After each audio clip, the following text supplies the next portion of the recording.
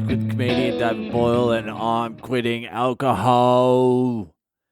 Fucking Facebook is just a fucking... I don't even know what to fucking say about it. Is it a cesspit, cesspool? It's just fucking over. Mind you, as bad as Facebook is, it still doesn't stop me from scrolling through about 3 hours per day.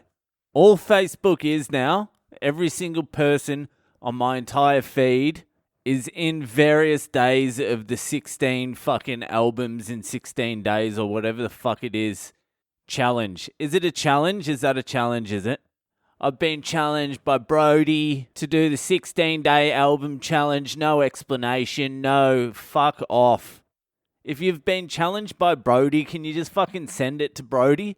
Can you not put it up on the Facebook feed? Because you're cluttering it up for the lonely people wanting to play group games. And no one really gives a fuck what 16 albums help shape your retardation. Honestly, no one cares. I don't even reckon I could name 16 albums. I stopped listening to music around 17, 18. Around 17 or 18, I just listened to whatever the fuck was on at the pub. And then in my early 20s, I tried to catch up with music listening, like to get into whatever music was going around at the time, and I just never made it. I couldn't do it. So I just stuck with old rock and roll. I just went Rolling Stones, Creedence, Bob Dylan, Van Morrison, all that sort of shit, you know? And not even like a wide variety of their music either. Like a very narrow selection of all their music too.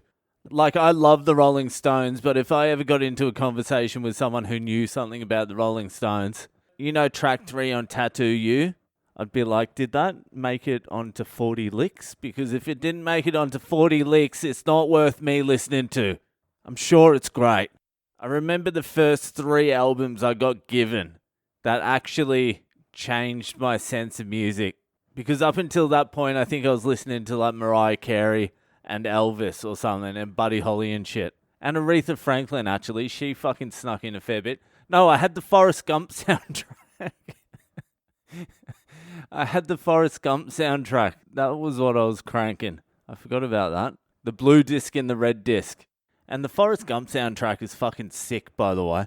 So what's that? Forrest Gump was 94. So it would have been 95. It would have been 95, 96. I think I was about 11. I was about 11 and we went up for the summer holidays, the 3-month school holidays, to New Zealand, to a place called Ahi Para, which is about fucking 5 hours from Auckland. It's right at the tip of the North Island of New Zealand. It's in the middle of fucking nowhere, but it's like literally on a 90-mile beach, untouched, pristine, fucking beautiful, amazing place. Surf beach. You would walk across the road from where we were staying and you would dig your feet into the sand and you would get pippies. That's how untouched it was, but it's in the middle of fucking nowhere. And there was a kid around there, like this Kiwi kid.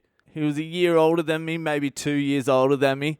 I can't remember his fucking name. I'm going to hazard a guess. I'm going to say it's Josh. So me and Josh spent a lot of that summer like boogie boarding and shit. Not bodyboarding, boogie boarding.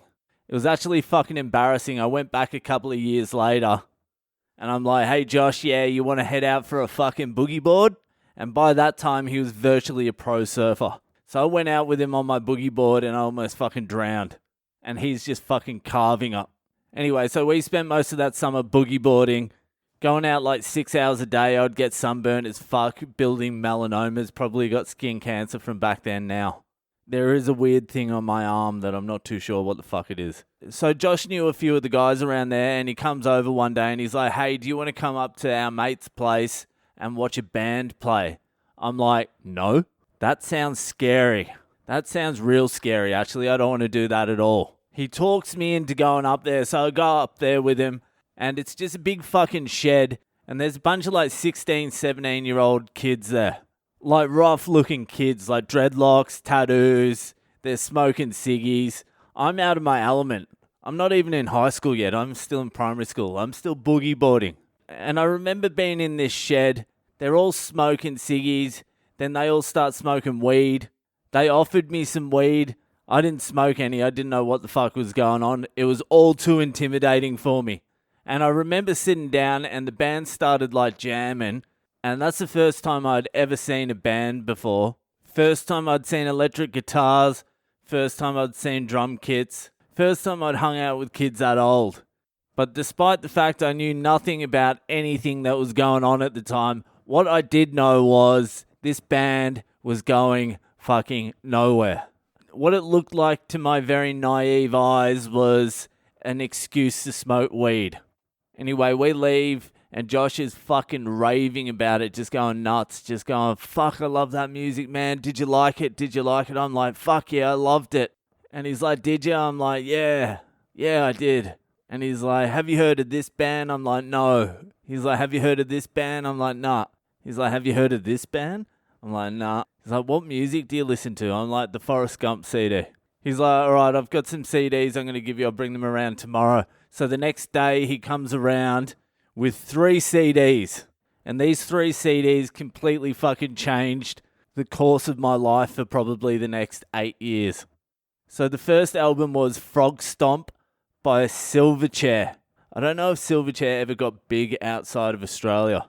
I think they were a little bit big. Anyway, Silverchair was a band of 16-year-old kids from Newcastle. And they were fucking mental. Even if you go back and listen to it now, it's fucking good. If you don't know who Silverchair is, go back, listen to Frog Stomp. Their famous song on that album is Tomorrow, which is fucking great. But listen to Pure Massacre and go, 16-year-old kids wrote this shit. So that album was great. The second album they gave me was Evil Empire, Rage Against the Machine. Pretty much everyone knows how great that was. I almost wore that one out. And the third album was Life is Peachy, Korn. And once he gave me those, I was hooked after one listen. I was like, this is the fucking shit. I didn't throw out the Forrest Gump CD though, because you need a little bit of a fucking change up after. You're not rotten done. Machine guns pumping, hearts thumping, death is all wrong. After that, you need a little bit of, all the leaves are brown, and the sky is grey. Apparently that dude from the Mamas and Papas fucked his daughter as well. It's just a little bit of fucking trivia for you. Anyway, those are my 3 albums. They're Boyle's 3 albums. And that's it for me tonight. Hit me up on social media, subscribe to the podcast, and I'll see you the fuck later.